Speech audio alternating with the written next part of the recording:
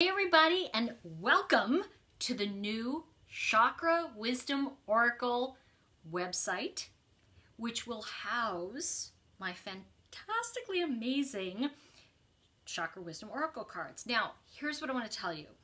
For those of you who have been used to the Color Wisdom cards and working on the old site, I want you to know that as I partnered with a publisher now, I did that for many reasons, but one of the most important reasons is that, number one, it's an amazing team at Watkins. So they've really had the vision to bring forward and create Chakra Wisdom Oracle, which is the best way for me to say this to everybody is that you'll still have the shuffler, but there'll be small sections of it. So what you can do on this website, for those of you that are not familiar with the old website, what you can do is you can literally click and pull a card and try one of the cards for yourself.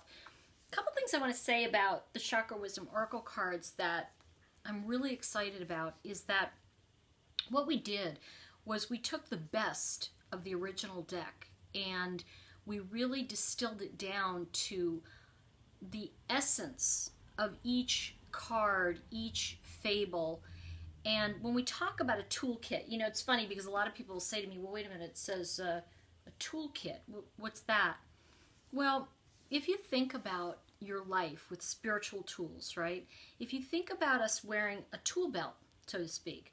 Now, in my house is pretty much a screwdriver and a hammer, if you're lucky, okay?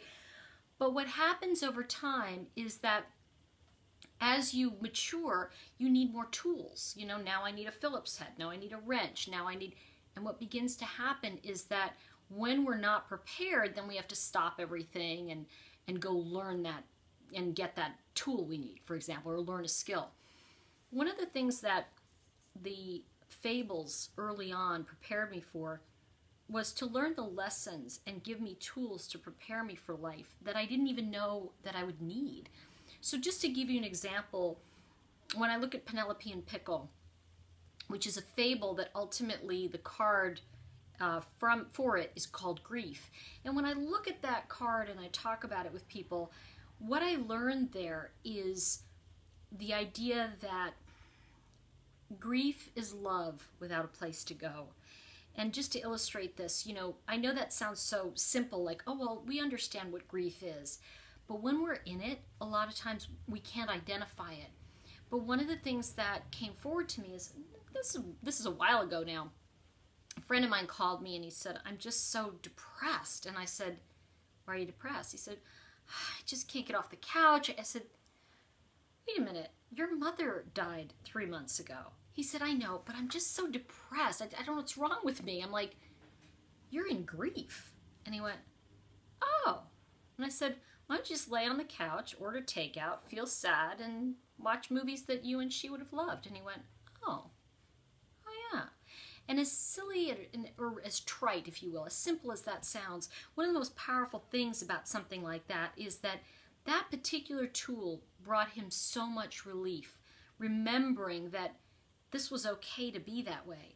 And there are other fables. All the fables come forward with a different life lesson. Like, for example, I'm thinking of Sapphire's Blue, which is about personal isolation, like waiting for that moment to happen and then never stepping out to make something happen and to really express who you are.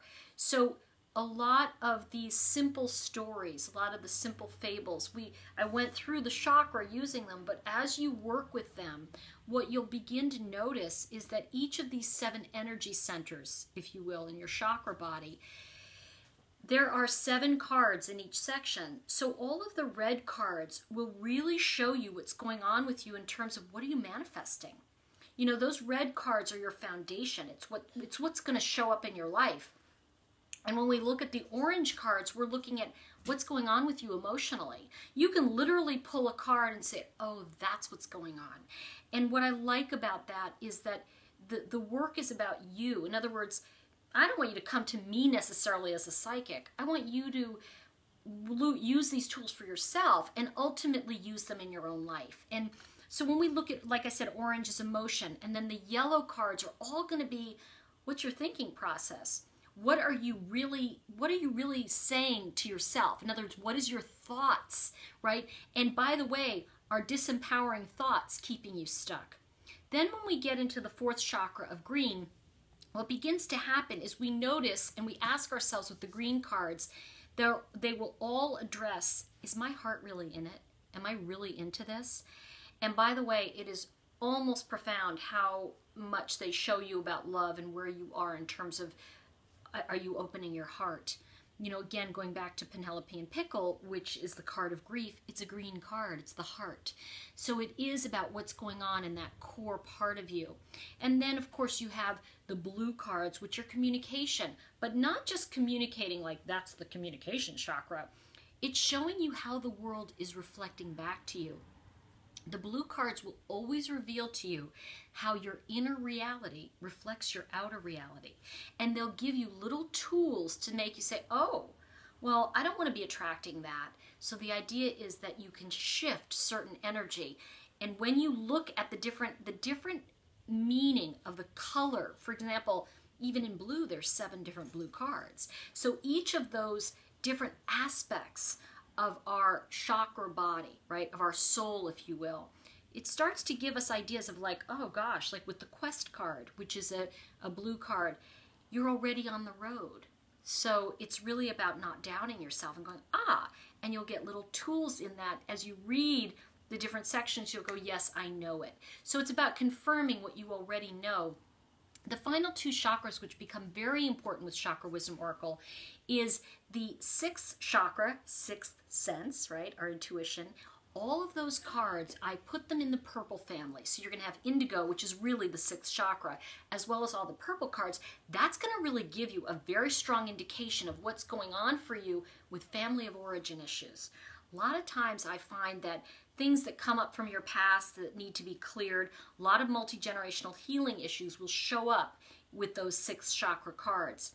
And finally, the 7th chakra, which I call neutral in the card deck. And the reason I call them neutral is because Spirit's neutral to us.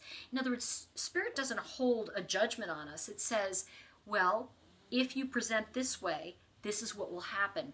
And what I love about those cards is we've got fabulous cards like Wolf of White Light, which is, of course, it's instinct. And it's following the instinct of our spirit guides. So each card will, which is based on an original fable that came to me through angels over 25 years ago, each of these cards ultimately are kind of distilled down into that.